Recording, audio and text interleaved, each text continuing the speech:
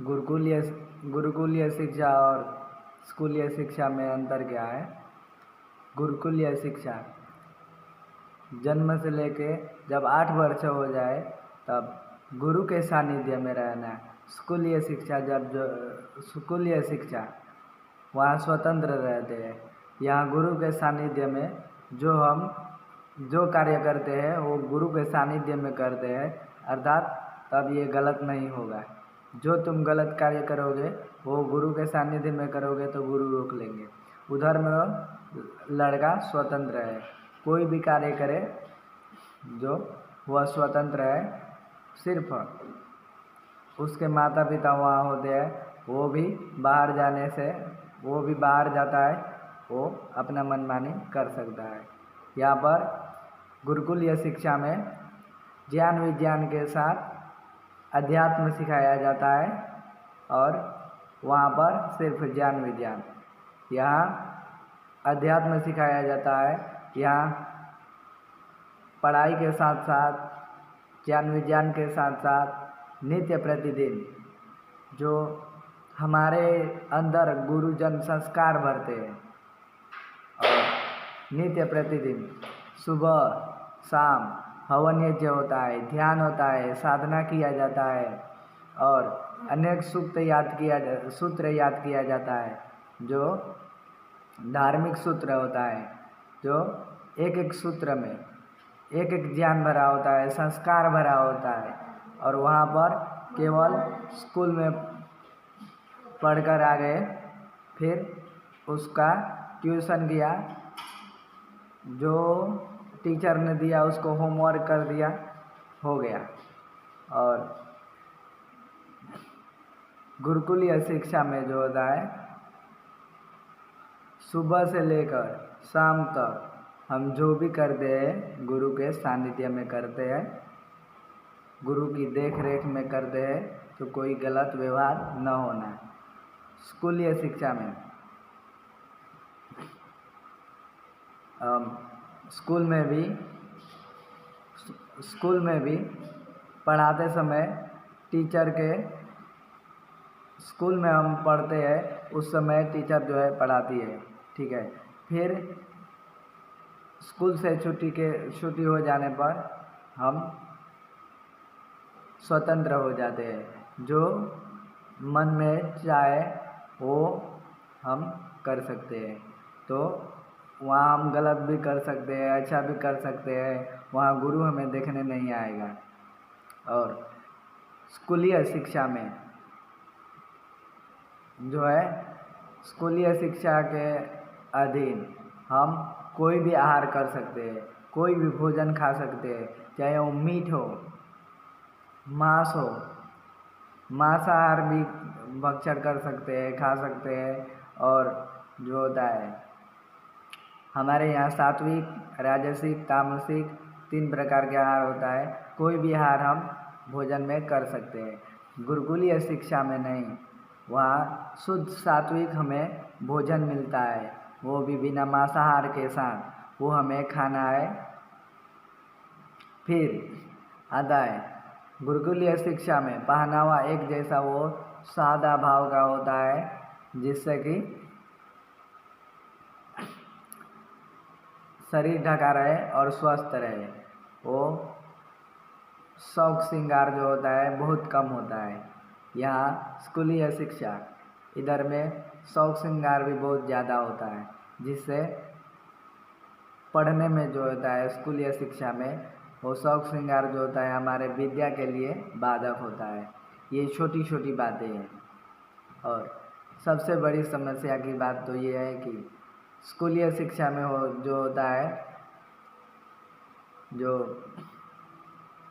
16 वर्ष से लेके 22, 23, 24, 25 वर्ष तक, 12वीं कक्षा पास करने तक, कॉलेजों में जाने तक तो बॉयफ्रेंड होता है, गर्लफ्रेंड होता है, ये भी एक एक के 5-6 हो जाते हैं। और चरित्र जो है होता नहीं, निर्माण नहीं हो पाता। और लड़का जो होता है, विद्यार्थी जो होता है स्कूलीय शिक्षा में इसमें फंस जाता है। अपने जो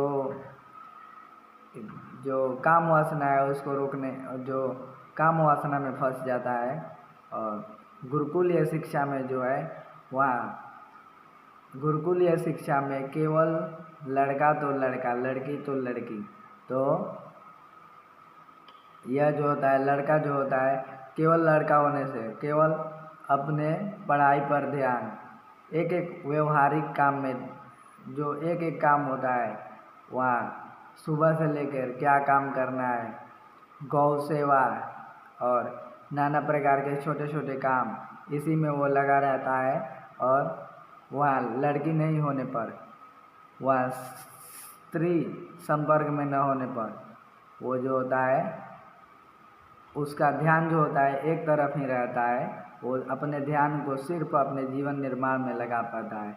जहाँ की स्कूलीय शिक्षा में जो होता है वो जो स्त्री होता है, स्त्री के संपर्क में रहने से, स्त्री तो होता है भगवान ने वो उनको जो स्त्री जाति जो बनाया है वो बहुत ही आकर्षक है उनमें। तो यहाँ स्कूलीय शिक्षा में लड़के जो होते हैं गर्लफ्रेंड बॉयफ्रेंड रखने लगते हैं, जो कि इन्हें बहुत दुख भी होता है और इसी में फंसे रहते हैं। जबकि हमारे वैदिक संस्कृति में केवल विवाह का मान्यता है। इधर में ये लव और ब्रेकअप इसी में अपना जीवन बर्बाद कर देते हैं, यह सत्य बात है। और गुरुकुलीय शिक्षा जो होता है वो गुरु के सानिध्य में पढ़ते हुए और जब शिक्षा पूर्ण होने के बाद जो होता है वो स्नातक होकर तब वो शादी विवाह कर लेता है। और गुरुकुलीय शिक्षा में 8 वर्ष से लेकर 25 वर्ष तक गुरु के सानिध्य में पढ़ने से गुरु से जो होता है प्रेम हो जाता है और गुरु से लगाव रहता है। और यहाँ स्कूलीय शिक्षा में क्लास के साथ टीचर बदलने से उनका जो है जो होता है प्रेम जो होता है एक गुरु के समान नहीं हो पाता। तो प्राचीन शिक्षा पद्धति कैसी थी हमारी? प्राचीन गुरुकुलीय शिक्षा पद्धति, वैदिक शिक्षा पद्धति जिसे कहते थे, वो कैसी होती थी? प्राचीन शिक्षा पद्धति जो होती थी वैदिक काल थी उसमें। तो ये प्राचीन गुरुकुलीय शिक्षा प्रणाली गुरुकुल शिक्षा प्रणाली होती थी। ये गुरुकुल शिक्षा प्रणाली जो होता है वो सृष्टि के आदि में सृष्टि जब बहुत पहले से है गुरुकुल शिक्षा प्रणाली। जब सृष्टि का निर्माण हो गया, मनुष्यों की उत्पत्ति हो गई, उसी समय से गुरुकुल शिक्षा प्रणाली ही चल रहा है। तो जब उधर में अग्नि वायु आदित्य अंगिरा से वहाँ ब्रह्मा नामक मनुष्य ने वेदों को ग्रहण किया। फिर वहाँ से गुरुकुल शिक्षा प्रणाली ही चला। फिर यहाँ पर ये महाभारत के काल खलास होने से फिर चाणक्य का काल आने तक गुरुकुल शिक्षा प्रणाली ही था। उसके बाद में जो है स्कूलीय शिक्षा प्रणाली का स्कूलीय शिक्षा प्रणाली आया। तो उधर में हम देखेंगे कि गुरुकुल कैसे चलता था पहले। गुरुकुल के विद्यार्थी जो होते हैं, ब्रह्मचारी जो होते हैं, उनके जीवन पर एक नज़र डालेंगे, वो कैसे रहते थे, क्या करते थे। गुरुकुल शिक्षा प्रणाली के अनुसार गुरुकुल में जब पहले जो है छोटे बच्चे थे, छोटे शिशु बच्चा थे, तब माता के पास रहता था। फिर 5 वर्ष से 8 वर्ष तक वो पिता के सानिध्य से सीखता है। फिर 8 वर्ष हो जाने पर उसको, पहले ये अनिवार्य था कि उसको गुरुकुल में भेजना अनिवार्य हो जाता था, तो उस समय 8 वर्ष की आयु हो जाने पर लड़का जो है चला जाता है, वहाँ गुरु के सानिध्य में चल जाता है। और वहाँ उसकी शिक्षा जब तक वह नवयुवक, जब तक वह जवान नहीं हो जाता, जब तक वो विद्या प्राप्त नहीं कर लेता, वो पढ़ता रहता था। तो गुरुकुल का जो है दिनचर्या कैसा होता था? गुरुकुल का दिनचर्या जो होता है आचार्य के द्वारा निर्धारित होता था। उसी दिनचर्या के अनुसार जो होता है वो ब्रह्मचारियों को वहाँ जाकर पढ़ना पड़ता था। और पढ़ने के साथ साथ सिर्फ पढ़ने से नहीं होता है, अध्ययन से नहीं, वो छोटे छोटे काम जो होता है, खाना बनाना, गौ सेवा करना आदि आदि, गौ सेवा करना, और वो कुल उन लोगों को करना पड़ता है। तो और जो होता है उस समय जो होता है गुरुकुल चलाने के लिए खर्चा कहाँ से आता था, इस पर हम थोड़ा विचार करेंगे। उस समय जो गुरुकुल चलता था वो थोड़ा ध्यान देने से, अध्ययन करने से पता चलता है कि उस समय गुरुकुल का खर्चा जो होता था वो राजाओं के सहयोग से चलता था। राजा महाराजा लोग गुरुकुल के लिए कई गांव महर्षि आचार्यों को दान कर देते थे, और वहाँ वो गुरुकुल चल पाता था। और सेठ, जमींदार, कोई भी धनवान व्यक्ति गुरुकुल में जाता था तो वो अपने हिसाब से कमियों को देखकर उसको, गुरुकुल की कमियों को पूरी करता था।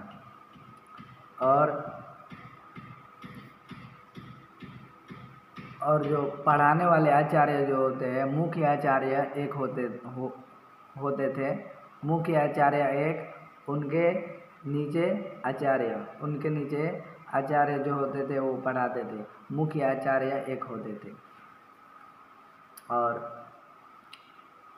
एक गुरुकुल में पहले कई हजार विद्यार्थी तक पढ़ते थे, क्योंकि हम जब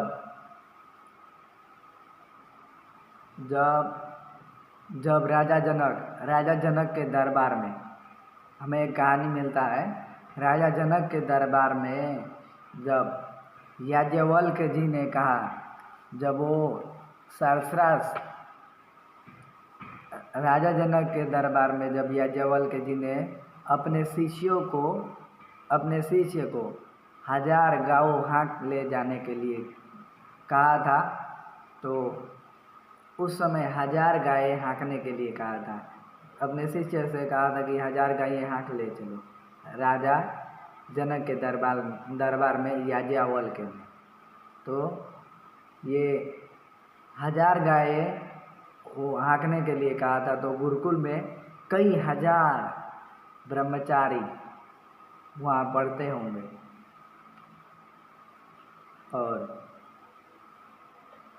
और जो होता है उस समय कई हजार विद्यार्थी एक गुरुकुल में पढ़ा करते थे।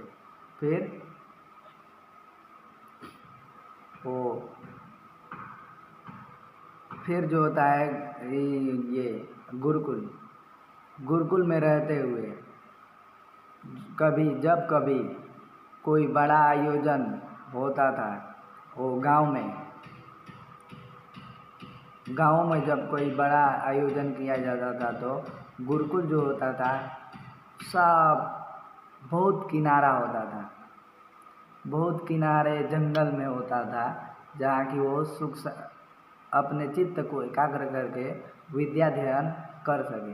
तो वहाँ से गुरुकुल में जो होता है विशेष आयोजन, जब किसी राजा ने अपने नगर में विशेष आयोजन करते थे तो वहाँ से गुरु जो होता है वो विद्यार्थियों को लाया करते थे और ये जो होता है गांव दिखाया करते थे और गृहस्थी जीवन दिखाया करते थे, ताकि ब्रह्मचारी लोग ये गांव और गृहस्थी से परिचित हो सके।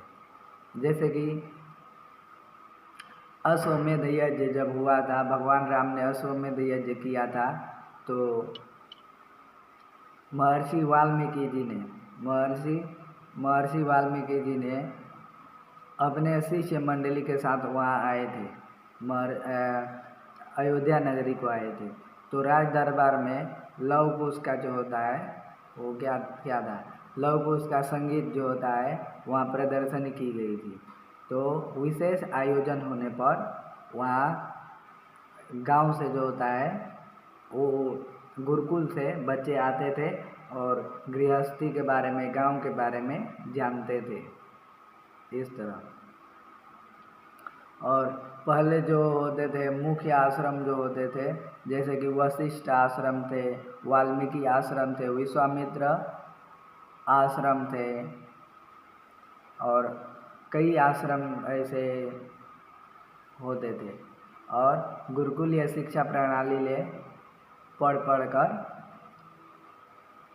वहाँ बहुत विद्वान लोग निकले हैं। जैसे कि आप मान लीजिए सबसे बड़ा उदाहरण भगवान कृष्ण जो थे, भगवान कृष्ण जो थे महर्षि सांदीपनि जी के गुरुकुल में पढ़े थे। वो कितने, आज हम उनको सोच कर देखेंगे तो भगवान कृष्ण कितने महान और कितने विद्वान वैज्ञानिक थे उस समय के।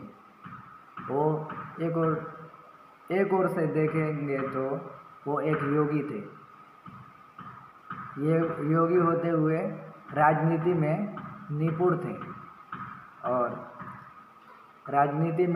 थे फिर वो अपने पास हथियार ऐसा रखते थे जैसे चक्र ऐसा यंत्र उस समय का था जो कि किसी को मार देने से फिर उनके हाथ में आ जाता था। और जैसे कि शिशुपाल ने वो कितने बलशाली होते थे, जैसे कि शिशुपाल ने 100 गाली दे दिया था, उसका क्या हाल हुआ, भगवान श्री कृष्ण ने उसको समाप्त कर दिया। तो गुरुकुल जो होता है, ये जो होता है बहुत मजबूत चीज़ है। यहाँ पढ़ने से जो होता है ज्ञान विज्ञान के साथ हमें जो होता है नैतिकता मिलती है, फिर नैतिकता मिलती है, शिष्टाचार मिलता है, हमारे अंदर संस्कार आता है, हम बातचीत करने को तरीके को जानते हैं, फिर एक दूसरे से प्रेम के बारे में जानते हैं, सबसे कैसे बोलना है। और ज्ञान विज्ञान के साथ हमारे साथ अध्यात्म जुड़ता है, क्योंकि ज्ञान विज्ञान किसी भी मनुष्य के जीवन में ज्ञान विज्ञान के साथ अध्यात्म न होने से उसका जीवन अधूरा रहता है। एक जो होता है अध्यात्म भी हमारे लिए बहुत ज़रूरी होता है, ज्ञान विज्ञान के साथ अध्यात्म बहुत ज़रूरी होता है।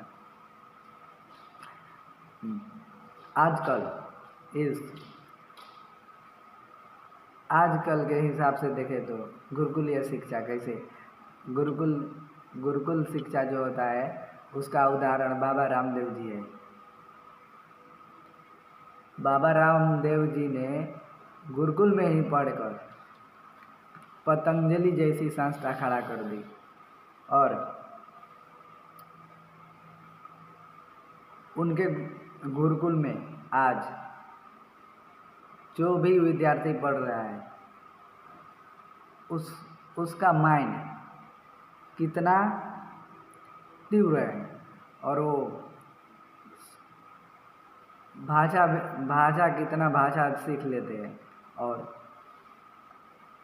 योग, आयुर्वेद और नाना प्रकार के योग, चिकित्सा, आयुर्वेद और नाना प्रकार के विद्या वो सीख कर सीख जाते हैं।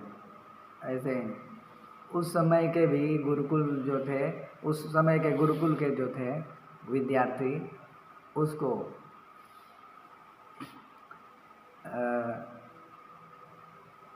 नैतिकता व्यवहारिक जीवन में जो होता था वो शिल्प, आयुर्वेद, उद्योग धंधों के जो होता है सैद्धांतिक तथा क्रियात्मक शिक्षा जो होता है वो अनिवार्य था उस समय के। तो गुरुकुल शिक्षा जो होता है, गुरुकुलीय शिक्षा, वो हमारा बहुत महान है। और गुरुकुल में पढ़ना बड़े सौभाग्य की बात है, जिससे हमारा जीवन जो होता है, हमारी माइंड, हमारा बॉडी जो होता है, सभी जो होता है ग्रोथ बहुत अच्छे तरीके से होता है। तो इस वीडियो को ज़्यादा से ज़्यादा शेयर और सब्सक्राइब करिए और गुरुकुल को सपोर्ट करिए, तथा आपके पास जिस आप जहाँ रहते हैं वहाँ गुरुकुल जो होता है उसमें दान करिए और गुरुकुल में अपने बच्चों को, अपने साथियों को पढ़ने के लिए प्रेरित करिए।